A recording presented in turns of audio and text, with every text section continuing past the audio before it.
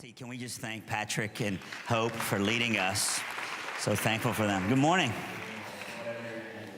Fantastic too. Well done. All right, we got so many questions that came in yesterday and even this morning. I wanted to say to you just one quick thing. If you're watching, I know a lot of our students huddle up in their dorms and watch before we even get going. We are going to answer every question, and so we might not get to your question on stage, but we take every one of those questions as a prompting of the Spirit and as an act of courage that you would step out to ask it. And so someone from our Shepherd department will be in touch with you. You're not in trouble, the opposite, all right? So the opposite of that. They're gonna get in touch with you and say, hey, let's grab coffee, let's sit down, you know, let's see how we can get further into this. Because at the end of the day, in a few hours, John Mark is gonna get on a plane and go back, but these local pastors will be here, all right, with you and for you. And so I know they might not be as cool, all right, some of them, all right, some of them actually are, but at the end of the day, and they might not be as like trendy as a communicator for the moment, but you need to always allow your local pastors to be the main influencers in your life, so that they can be in the long burn, all right, 100%. Around you, all right? And so I say that to say we'll get to all the questions, maybe not on stage today. First of all, thanks for being here again. Oh man, thanks for giving us the Thursday. What an honor, yeah. And waking up, it's this the South, man. It's growing on me. Waking up, sitting outside, temperature was perfect. It'll be horrible the rest of the day, but it was perfect temperature this morning. Tree, it was just beautiful. What's the biggest difference? Like before we get into, what is the single biggest difference you notice? By the way, when you say South, this is not a good indication of the South. We have 94 nations here. We're like Epcot Center, all right? So like it's in Florida, but then you go from Worlds, like that's Liberty, all right? No one at Liberty is really from Liberty, because all right, so there are probably more people from Portland last night at Campus Community than the size of your local church, all right? So just know that as you get in. What's the biggest noticeable difference right off the bat that you notice when you come to the South versus when you're there? Like the South in general? Yeah. Or Liberty? The South in general. Oh man, I don't know that I've spent enough time to give you a clear answer on that one, you know? What about Liberty? What's that? What about Liberty? Liberty, I mean, for sure, like the main takeaway from spending a day or two with you guys is the culture of honor and hospitality, but I've been around hospitality before and been learning about that and moving into that, but the culture of honor is so, I come from such a culture of contempt and disrespect and dishonor and pretentiousness, you know? And so like the number, like the simple things, the number of people that have said, yes, sir, to me, I'm like, is my dad here? What is going on, you know? And it's so honoring the way that you guys have treated me with such kindness, and even the way people listen to a teaching, like leaning for, and are slow to even laugh. You know, maybe that's just 'cause I'm really not funny, but I think there's like, you know what I mean? Like I'm come from a culture where it's like, yeah, I don't know, so yeah, sure, maybe you're lame, you know? And so do you have any job openings here or anything? I'm sure they'd love for you to take my job. All right, I'll take it. Why are you clapping so loudly? But that's the main thing that I'm taking away and even taking back home is a conviction. I'm inspired by you and I'm convicted by you and the way that you guys model a culture of honor. Well, God's got you there, man, so you don't need to be here, but while we got you on the hook, just promise to come back often and just become family, all right? Would you not love to see John Mark investing into us whenever he's on the East Coast? Would be a joy. Before we start, I do just want to add, I thought how you said it earlier was masterful, but back home, I don't know if this is a Portland anti-authority thing or a healthy Jesus thing. I think it's a little bit of both, but we don't call these questions and answers. We call them questions and responses, or Q&R, just because I don't have all of the answers, and I'm sure many of my answers will be off or a half-truth or missing key ingredients, and you're on the fly and you have jet lag and all that stuff. And so I'm happy to offer a response, you know, just from my perspective, and that's all it is, so take it or leave it, but Yeah, man, my mentor told me the best thing I can say to most questions is, I don't know, you know? I've got a guess, but you need to go to the scriptures. All right, question number one. I've been sober for over a year. Well 1 done. year in my family won't let me forget the things that I said and did when I was living in this darkness. We had another student that was in the same world, said when he was 16, he had a DUI. And so then he's found victory over that. God saved him. It's not a struggle even in his life, but in his hometown, it continues to be a joking matter. So whenever someone sees like a bottle, they're like, "Is it vodka in there?" You know. And he said they don't mean harm. They're just joking around. But I can't break the curse because even though it's something in my past, people keep bringing it up. And so another question was in the same vein. Students said, every time I do one thing wrong, my conversation with my father is all the 50 things I've run wrong, so that he completely brings it back up. So how do I get over something when every little thing becomes about everything I've ever done? And I'm guilty of those. It's in my past, but it continues to show back up in my front. And so some thoughts on that when someone's really not wanting to allow you to put distance and healing between sins you've committed. Yeah, I immediately have 3 or 4 things come to mind on that one. One is just some of that is just the reality of the human condition and the messiness of relationships. Jesus himself had that experience and said a prophet is not without honor except in his hometown. That was Jesus' experience of his hometown, his extended family, his neighborhood, all of that. So some of that just is, and I stand in solidarity. The other thing I would say is, the old adage of just outlast your critics. And all of us do stupid things when we're young. Some of us don't stop doing those stupid things as we age. And it takes time often to grow a new reputation. A reputation is easily lost and very slowly won. And in my experience, even through my own autobiography, it often takes many, many, many, many years to come into a new reputation. I think that's what Paul's saying to Timothy as a young man, like, set an example in faith and love and speech and in purity. But in our instant gratification culture, we expect people like, I know I got a DUI last year, but I've been killing it for the last year, and I'm at liberty, and I'm following Jesus, and it's beautiful. Why can't you all see me now? And I totally understand. That's exactly how I would feel too.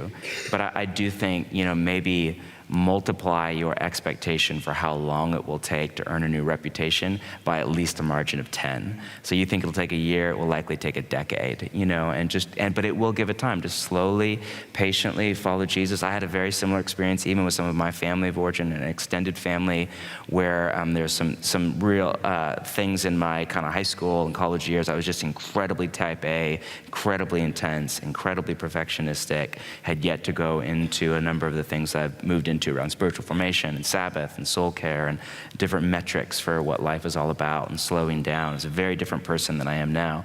And so for a decade, they would make fun of me for being like super intense or too opinionated or whatever, when I was by far, like for a number of years, I was the most relaxed person in my family. My family's pretty intense. I'm like, you should be making fun of my sister, or you should be chiding, my dad or whatever. But I was kind of the punching bag. And, that's maybe too melodramatic. I have a wonderful family.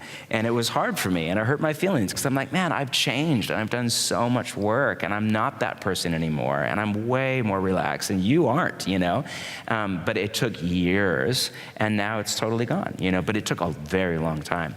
Third thing I would say is, don't hesitate to just have a kind and gracious conversation and just say, Mom, would you please stop making fun of me for that thing? Or friend, would you please not, I've been sober for a year and it's really important to me, and would you honor that year, Just ask, and they're gonna do with that what they will. And then the final thing I would say that maybe is the most helpful for me is, that's such a good reminder when people treat you that way, that any kind of close relationship that we're in, we play a key role where our job as a brother, sister, son, parent, community member is to bless people into their future.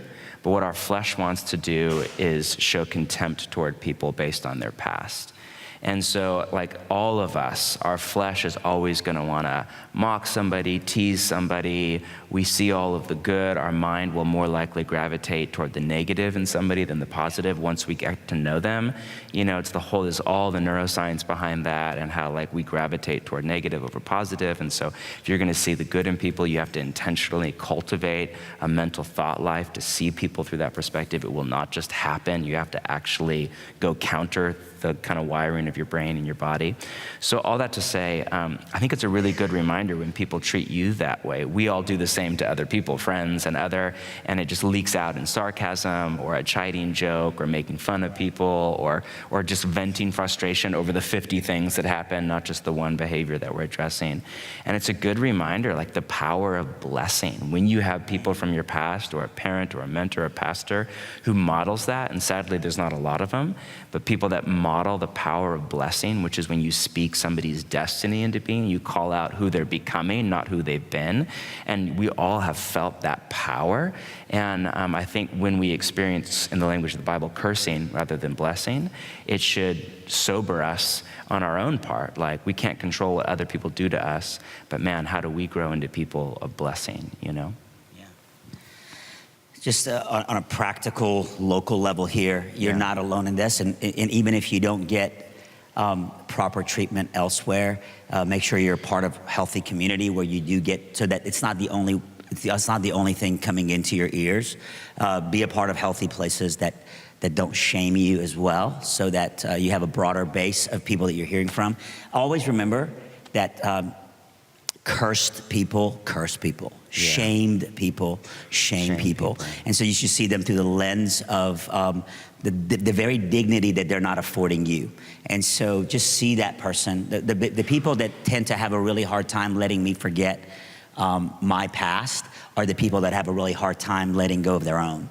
And so if you see them through the lens of compassion and dignity and potential. It's Jesus' thing, love your enemy. Right. Do the opposite of what you expect. Because they're often hating you because they've been hated. Right. So you actually can see that as an opportunity to say, wow, they're showing that they have some generational sin, and they're coping with it by like ridiculing me for mine. But what that tells me is I get an MRI into their world, and so, man, I can maybe be a part of the solution in their life. Does that make sense? And so do see that as an opportunity. Great thoughts. Thank you so much. So past that, we had a student who said, people won't, how do I make sure that I don't go the other extreme? Talking about the knee jerk. You know, a student said his father was an alcoholic. He saw the abuse of it. And so now he's completely passive.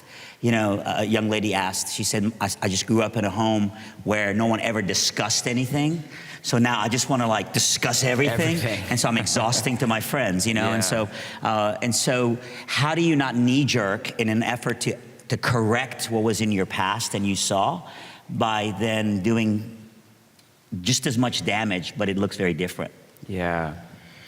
I mean, I don't know other than to say the fact that whoever's asking this question is able to see that about yourself, I think you're already significantly down the road. So where people get in trouble is where they're reacting and the pendulum's on the other side and they're blind to it and they just think this is the right way to do it, or this is healthy, or this is who I am, or whatever. And so I think, you know, self-awareness isn't the whole journey, but it's like a huge chunk of it. And this is where, you know, in the Christian tradition, particular in the contemplative tradition and the historic tradition, what we would now call, different language for this, but what we would kind of call self-awareness is such a core component of spiritual formation. Because if you're not aware of the ways that you've been hurt, the ways that you operate, the relational patterns that are in your body, the way that you kind of default to interact with people, then again, it's going to sabotage love. And so the more aware you are of yourself, it's not like a narcissistic thing, like it's paying attention to the way that you're wired, the way that you relate, the trust issues, any wound you carry, anything that's in you, in order to let Jesus into that, to transform you into a person of love over a lifetime. So all that to say, I think the fact that you see it, you're already well down the path. And what I would say, I guess maybe this is just be my response, is give yourself a lot of time. You know, change is not only possible, but I think the level of change that we have the potential for in the way of Jesus is far greater than most of us realize. The caveat to that is, for most of us, it takes a lot longer than we expect. So I think people have too low of expectations on the level of transformation that Jesus has for them, and way too high of expectations on how long it will take. So we think a little change will happen fast, when the reality is, I think a lot of change will happen slowly but surely as we follow Jesus over a lifetime. Last night, a sentence that just a quote from last night here. Okay. You said, "We can't follow Jesus alone." Yeah. And I think at first glance, that's just like, amen, hallelujah, Yeah. like there it is. But, we have almost 300 MKs here, missionary kids alone here that we scholarship. We have a lot of missionary kids who aren't on that MK scholarship who come from different contexts. We have a brother and sister that are from Siberia, for example. Wow. And so they don't have Christian community and they don't have a youth group. And so the idea that they can't be alone, I mean, literally if you're if you're the medical leader in indigenous villages, and there's literally no teenagers, no one who has commonality with you in Christ, or no one's letting you, how does that apply that they can't be growing? They can't follow Jesus alone, but yet that option isn't even given to them. Do you see the tension there? Yeah. Speaking of that. Yeah, I mean, a couple of things. I think first, when you talk about community, you always have to say there's the ideal of community, and then there's the messy reality of what's actually on the table. And so when we teach, in particular like in a sermon format or whatever, you lay out kind of the ideal with as much realism as you have time to get in. But when you live, you don't live in the ideal of community, you live in like, these are the people I know, this is my personality, and this is where I live, and this is who I have access to. This is where Bonhoeffer, in his book, Life Together, which is kind of one of the classic reads on community, he wrote it after his experience in basically a monastic co-housing community, Finkenwald, under the Nazi Empire. You know, he has this great paragraph. I could not quote it verbatim. It's my favorite. Every time I read that book, I just read it recently. It's my favorite paragraph in the book, where he just talks about how he who loves the ideal of community destroys the community. Meaning idealism is one of the first things that will just sabotage actual Jesus-following community. Because in community, you sin against each other. That's part of the thing, is for your sin to come out. And so there's no community on the planet that is ideal. Every community is sub-ideal. So there's just that, you know what I mean? So of course the ideal is you have this amazing community and you all live together and you're following Jesus and there's harmony and love, mutual submission and honor. And of course that's the ideal. Very few of us experience that. You know, we just have life and this person and this is our reality. Second thing I'd say is, with no disrespect, you're not in that situation now. Like, you clearly have Christians around you now. You're at Liberty University. There are thousands of followers of Jesus around you. And so that may have been your past, but it doesn't have to be your future. Third thing I would say is, you know, you weren't fully alone. You had your parents there, it sounds like. And that sounds still really hard. And so I can only imagine what that would have been like for you. And I'm sorry, and that's part of your journey, and I think part of your story.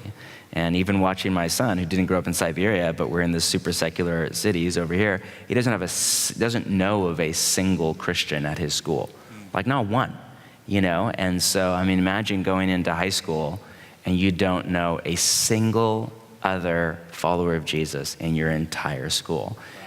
There's a loneliness there, and he's not in Siberia, he's in the middle of a city, you know? How do you follow Jesus when, you know, you are literally the only Christian you know at your school? There's no Christian club, there's no, you know what I mean? So there's a pain there, and I watch that even with my son, but I watch the way that he cultivates the community that he can find, and he doesn't have what I wish he had, like 2 or 3 mates his age, and they're just like, we're gonna follow Jesus through our teenage years, it's gonna be amazing. But he's doing what he can with his parents, with his family, with his community, you know. So going back to the ideal, you know, idealistically, I totally agree that you and I could never do community together. You know, you and I, meaning if you're living in Portland and I'm living in Virginia, absolutely. There's still, 2,000 miles between us. We might have a friendship. Totally. And we might even have kinship and commonality, and we might text each other, bro, look what happened. Pray for each other and have a prophetic word for each other. But we need to be in life to do community. We need to be, and so I know what you mean idealistically when you say, man, like this idea of a digital community, this idea of I do community online as a church with people I've never met with, and it's just very one lane, one screen opened up. It is so fabricated, but do you give a firm foundation, but do you give breathable wall? Well, another way to put it, do you give allowance for someone who doesn't have another option, John Mark? Meaning, this person there is permanent walls and then there's scaffolding. And this person in this season of their life only has the scaffolding of the only teenagers I know in community are with my laptop open, doing FaceTime with my 3 Christian friends that I have. And that's all I got, so I'm gonna call it community for this season, but I know in the trajectory of my life, that can't be it. Yeah. So do you give allowance for that for someone who doesn't have another Christian friend anywhere around them, or speak into that? Or do you just— Oh, of course, yeah. I mean, and that sounds like such a perfect and extreme example. If you're a missionary kid in Siberia, it sounds like almost a fake scenario, you know what I mean? Siberia, then of course, absolutely. I just think you're talking about the less than 1%. But what about a middle school kid in Portland who only has no Christian friends? Yeah. And in his school, he's trying to find maybe an athletic community or a musical community or be on the debate team community. Speak into that. Well, there's no Christians at his school, Christians. but that doesn't mean he doesn't have Christian friends, and he's able to connect. It might be a really small crew, but he's able to connect, find people. He's able to connect multi-generationally. Our church, Portland, some of that's just demographic. Our church is full of 20-somethings, and so it's all these young guys that are kind enough to take him under his wing. So, I mean, yeah, my answer to you is yes, absolutely. I just think most people need to hear the opposite message. Get off of your phone and and a podcast is not a church, and a website is not a church, and move into flesh and blood community. Yes, there are a small minority that absolutely need to be given freedom, permission. That's where you're at right now. And then I would also say, recognize the level of, I don't know, privilege is too low of a word, the level of empowerment or whatever that you have to change your situation. Some people are in a situation like that and they can't change it. Other people are in a situation like that and you actually have the capacity to move or go somewhere else or go to a different scenario, And so if that's your scenario, then change it, and or consider it, It's really great.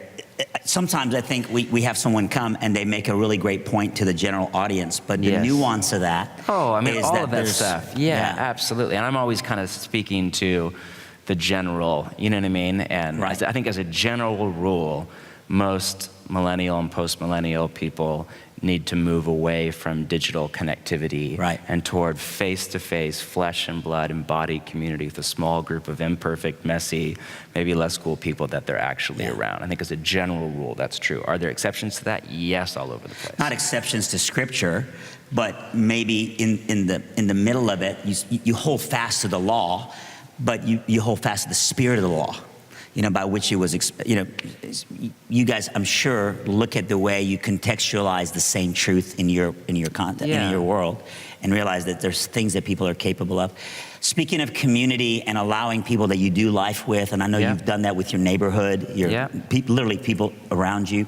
How do you create safe boundaries in that kind of community if you're allowing people in who maybe don't share your Christian convictions, whether it's on gender identity or whether it's on certain things?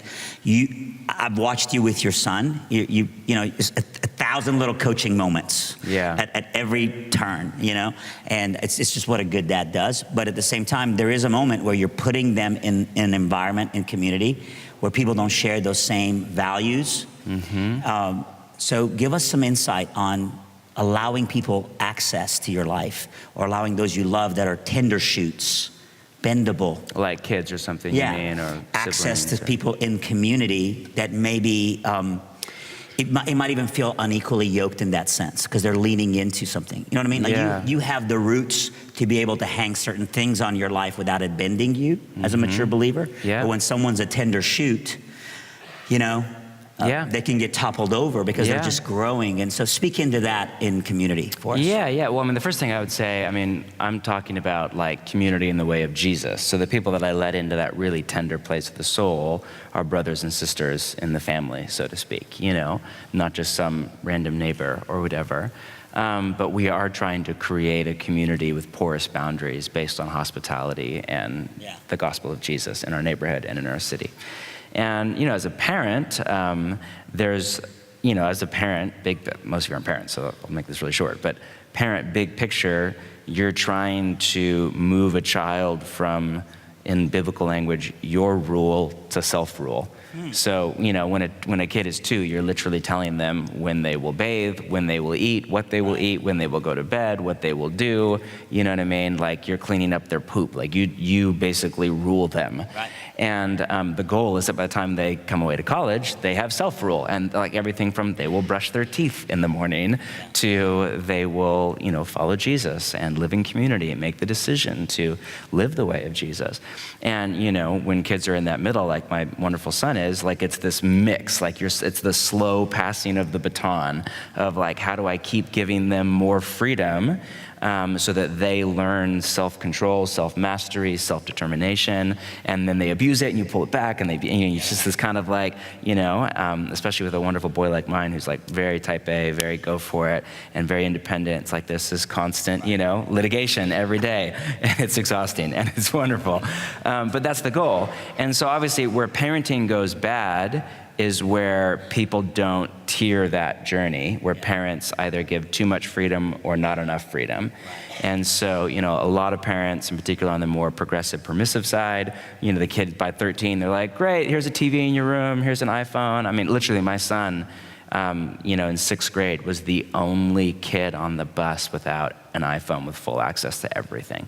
I think that should be illegal, So, no, that's not a joke. I think that should be illegal. Like, he can't drink. He can't, go kill people for the military. Why would we give him the internet? It's more powerful than any of that, Knowledge is power. I mean, this is insane. So anyway, side rant. So, there's the permissive thing, like, hey, just go figure it out, and that just destroys kids, because kids don't have the capacity to navigate life, much less the modern world and digital age. But the other one is much more common, I think, in more conservative cultures and Christian cultures, where parents hang on too tight, and then all of a sudden kids go away to college, and they have no capacity to, steward this stuff, and how do I live with a phone, or how do I do my sexuality, and how do I follow Jesus when nobody's telling me to, So all that to say, and you don't have kids, so you can't apply this to your children, but maybe apply it to younger siblings or friends. There's nowhere better for Jude to learn how to interact with the secular world than my home. Right. And, so we have lots of neighbors into our home, and they're wonderful. But there's always the moments where you're like, the other day, my son Moses said to one of our wonderful neighbors that we love, do you believe in God? And she said, I don't believe in God, I believe in science. So, there's that kind of little awkward moment there. But afterwards, it was a great follow-up question. Are God and science mutually, so you have to talk about all that stuff. Are they mutually exclusive? All that kind of stuff. And, other friends that are wonderful, that are some of our closest secular friends. And, they were talking at the dinner table about how they just bought a Costco bag of condoms for their 15-year-old son, And we're like, oh, that's maybe not what we'll give our son for 15, his birthday or whatever. A Costco bag, too. Not like a boutique organic, here's 3. A Costco. They're frugal and thrifty. Yeah, I'm like, oh, okay, And that's a very different worldview, And so we had a conversation around what we love about this family and respect, and this is really a wonderful thing, what we respect about this family, but man, how we have a very different view of what sexuality is. But you'd rather be around your children and let them ask those questions because you're nearby than you send them off to college. And they have to figure it all out. That's right. And I just shielded them from it, the whole thing. That's right. So for those of you that aren't parents, I think the way to apply that to yourself is just to really be humble and honest and self-aware about your level of spiritual formation and maturity, and mitigate your exposure to people that don't follow Jesus or even other influences online to meet you where your maturity level is at. And that's hard to do. And that's why you have to do that in community. So you gotta understand, as the campus pastor here, I will meet a student and they are in biblical knowledge, they're physically 18. Yeah. And in their biblical knowledge, they're 25. I'm like, oh my goodness, you sat under dense, But that is not my spiritual maturity. But then they might even be, they've gone on a lot of mission trips and have a kingdom mindset, not just local. And then when it comes to boys, they're 11, and so so it's more layered out. And so I think a lot of times we just think, okay, parenting is about policing, and then coaching, and then releasing. But we get students that have been like either overcoached or undercoached or neglected or babysat with their iPhone. And it's hard to do. Like, I'm trying so hard to do a good job for my son, and every day I just feel like I mess it up. You know, it's hard. So if a student has a real struggle with one region of one compartment of their life, and they're saying, when I go to community, that compartment's just getting fed all the wrong things, is it healthy sometimes then to even withdraw from a community that keeps tipping you over? You mean a secular community or friendships with? Like, we want our students not to just to be around a bunch of Liberty students. We're like, go out and be a part of other community. But every time they go there, it just feeds the beast that they're trying to starve. I think there's a time for that. So one of the mistakes I think we make in the church, in particular those of you that are around churches that have a value for things like mission or missional living or whatever, is we forget that just the end goal of discipleship is hospitality, kingdom work, evangelism, whatever you want to call it, not the beginning goal. So I think we're personal experience, opinion here. Feel free to disagree. I think we throw people out too quick. And in particular, I came up kind of through the missional movement, and that became my conviction. We lost as many people as we gained. And if you look at Jesus, first he said, come follow me and be with me. And these guys would just follow him around. And it was years, we don't have an exact timeline because the chronology is not clear in the Gospels, but it was most likely several years into that apprenticeship to Jesus, of full time, 24/7 with Jesus, that he sent them out to preach, and sent them out 2 by 2 in the 70 and the towns, and you know the story. It wasn't like day 2. Like, great, you came to a seminar, we spent a week together, and now go out 2 by 2. It was like most likely 2 years in or something like that, of full time with Jesus apprenticeship.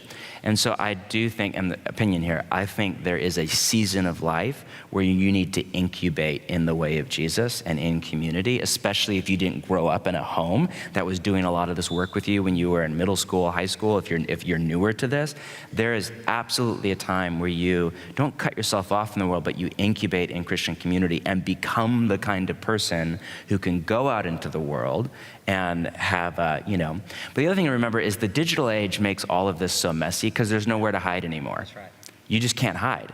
And even when I travel through the South, and you're not the South, I'm learning, but I'm shocked at the generational divide, and how what used to be the crazy secular, progressive, post-Christian narrative, you used to actually have to go to downtown Portland or San Francisco or go live in Manhattan or whatever to experience it. Now it is all in your front right pocket or in your purse via your phone, and so we're just inundated with it. And now you can curate through algorithms and news agencies another perspective, but still this secular world, to see the way that secularism is now encroached into the conservative movement at a political level, it's the air we breathe. There's no really place to go hide, at least if you have access to the internet. And so I think this is work that we have to do of resilience in our discipleship to Jesus. One of the most helpful paradigms for me is Philip Reif's paradigm, if you know him, sociologist, who did the paradigm of pre-Christian culture, Christian culture, and post-Christian culture, and how the West has moved through all three, and most cultures move through all three. And he just makes the point, and some other missiologists, that if you're coming from a Christian culture to a pre-Christian culture, so say you're a missionary to sub-Saharan Africa 150 years ago from London, then the danger is that you colonize the people, which is what you see. You go much to the developing world, and I'll be in sub-Saharan Africa, where my daughter's from, and you'll go to church, and people are wearing a suit and tie on the freaking equator, singing hymns in English written by dead white guys from London 150 years ago. And you're like, I love that they're following Jesus and they have but that's colonization. You're not celebrating the African world and culture. And then you go to an indigenous African church and it's like, that's fire, that's cool. You know what I mean? But it's a different thing. But if you're coming from a Christianized culture, like let's say Liberty University, to a post-Christian culture, so let's say you get done here and you move to Portland, the danger is the exact opposite. The danger is not that you will colonize Portland and everybody will start singing Chris Tomlin songs. Like, that's not going to happen. The danger is that you will be colonized. It's reverse, It's what an immigrant faces when they come. I think of Zadie Smith's novel, White Teeth. Like, when an immigrant comes into a host culture, how do they possibly keep their family, their religious background, their ethnic background, and not just get swallowed up by the majority culture. That we are a minority, not an ethnic minority if you're white or whatever, but we are a religious, moral, spiritual minority in our culture. So the challenge for all of us, in particular as you graduate and move out, is how do I create such a robust rule of life and discipleship to Jesus and community that I'm resilient, that I can go to a Portland, I can go to an LA or San Francisco or Dallas or Fort Worth, wherever you go, and I can have an internet access and a phone, and I can still have a resilience and not be colonized and assimilated by secular culture. Several students, very honestly, and this is again why it's important that we remind you that every one of these needs a conversation, and we'll get one. Yeah. But several students were just honest enough to say that even here at Liberty, they struggle with finding community because of a particular unique situation in their life. So we had a student who says, you know, when I walk into communities, I sell well in the front end. I look like a guy you want to have in your community group, but I know to be quiet because if I let the cat out of the bag, they realize I'm autistic. And then they don't, in Christian environments, tell me to leave. They just don't invite me to the cookout later, you know? And one student has Tourette, and he was very honest in saying, even in this environment, I find it really hard. People don't believe me, that like some of the things that are happening are out of my control.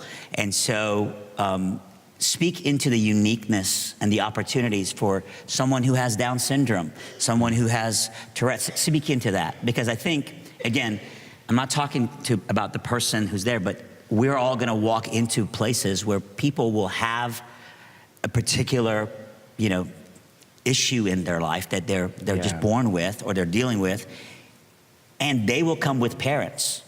So it's not just how do I figure this out with someone who has Down syndrome. It's how do I figure this out with the whole family who's exhausted. Yeah. Because they're just always having to, they never get a break. They never get someone to babysit.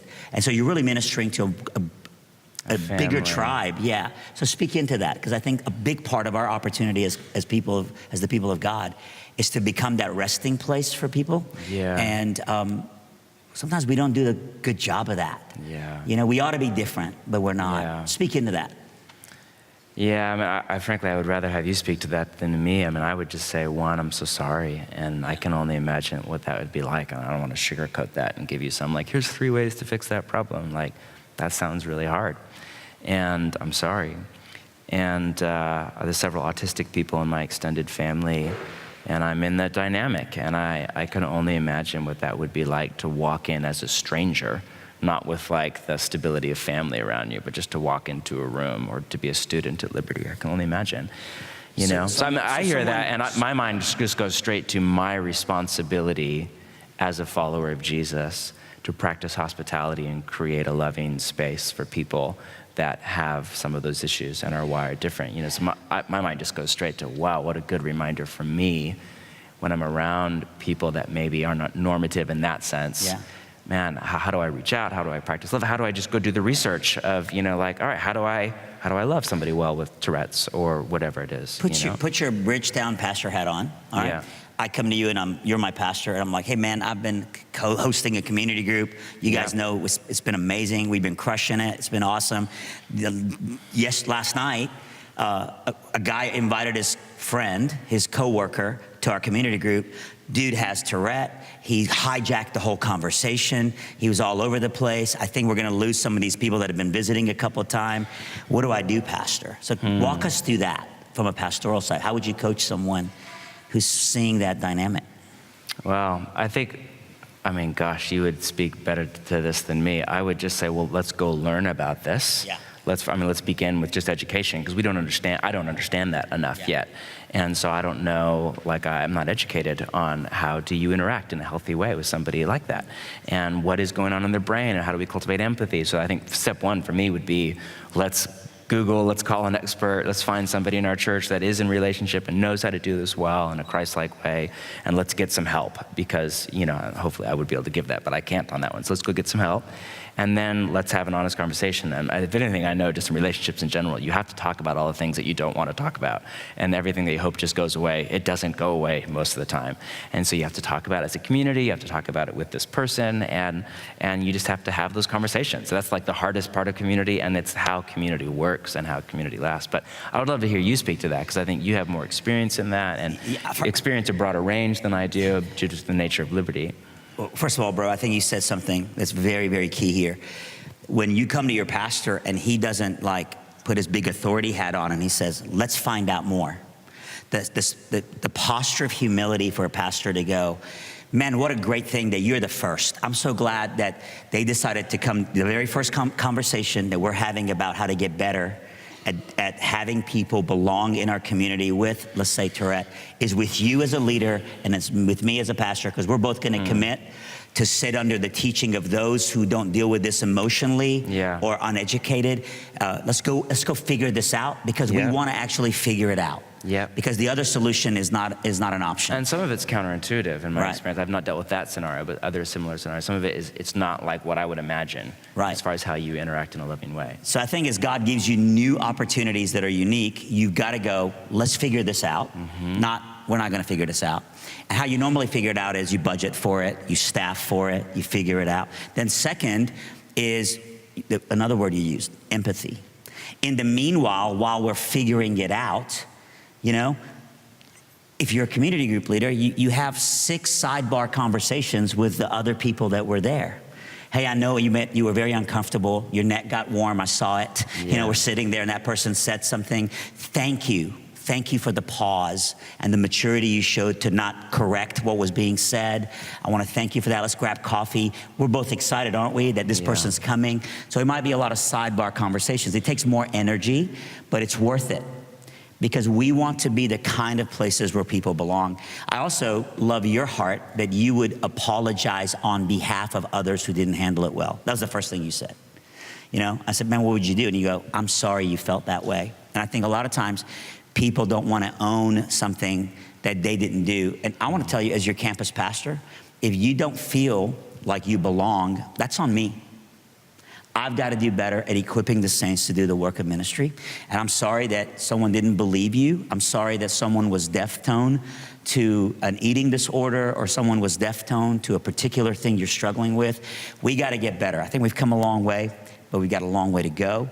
And these things wake us up, that it's still they're still like in the mix. You know, there's sand in the ointment, and we got to get better. And so we're going to commit to that. Last week, I sat with several of our students who've dealt with mental health issues. And I listened to stories where we did it right as a campus. We did it right as individuals. And I'm being honest with you, I listened to stories where we completely botched it. And I listened to stories that felt like that's not fair. And I listened to other things where I said, oh my goodness. We literally out of that meeting had other meetings. So one student was not treated fairly by their professors when they were going through trauma, and we mishandled it. So I set an appointment. We sat with our provost. She told her story, and he said, this is going to affect the way that we deal with this moving forward with every student. So she's becoming a changer because she was courageous enough to speak. And he even said, I'm going to refund you. And she said, I don't want a refund. I'm looking out for all the ones that are going to come after me. And she wasn't bitter and angry. She didn't like put us in a circle and call us the enemy because we mishandled it. And our provost was so shepherding, and he has said a lot of the things. I saw empathy. I saw, I'm going to learn more. I'm going to find out from schools that do it better than us.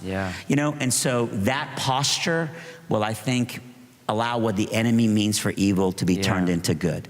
How many of you want to be the place where someone struggling with Tourette belongs? I don't want them next semester somewhere else. I want them here.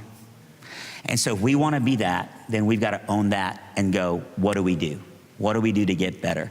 Honestly, I want that because I want people to put up with all my junk and all my shortcomings and all my weird peculiarities. And so I got tics, man. You know, they might not be as visible right off the bat, but I got stuff, and I need you to extend a lot of patience with me. And so why is it that it's okay for me to extend that or expect that from others, but then I'm not willing to be that way towards others myself, right? Man, you've been amazing. Last question. All right. How can we pray for you and the Comer family? What is a way we can put you on our prayer list? By the way, last night you guys gave over $11,000 for Bridgetown, so I commend you and I thank you and I bless you for the blessing. Unreal. But beyond that, man, Unreal. How can we pray for you, man? I mean, honestly, just pray for our family would be amazing. That would be a gift. My wife has a chronic illness, and she is so wonderful, but there's that we're all processing.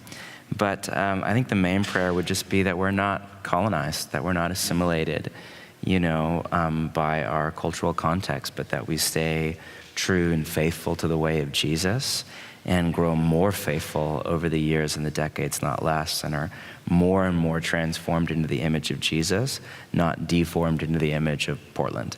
And I want to offer our city an alternative story. And so I want my kids to grow up and follow Jesus in a robust, thriving, orthodox, rooted way in an incredibly hostile, secular, post-Christian culture.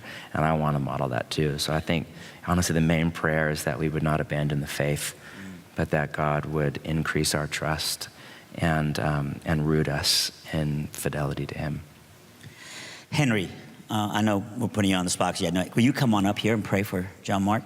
Henry and his family, before they came on staff here as one of our best leaders in the world of athletics, lived in that area of the world, and John Mark was actually their pastor, and so when he worked at Nike, I think this was who you called pastor. It's just great that you get to be here and you know them and know their context. Will you just pray specifically over that for our brother? Let's put our hands towards him, and let's just pray.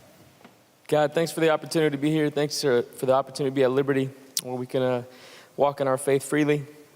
I want to pray for the Comer family, just pray that you would encourage them and to build them, just to be a power in Portland and worldwide. And I want to pray for Portland specifically, my friends and family there, that you would continue to surround them with people who are lights. And I pray that you would give us the courage to do that.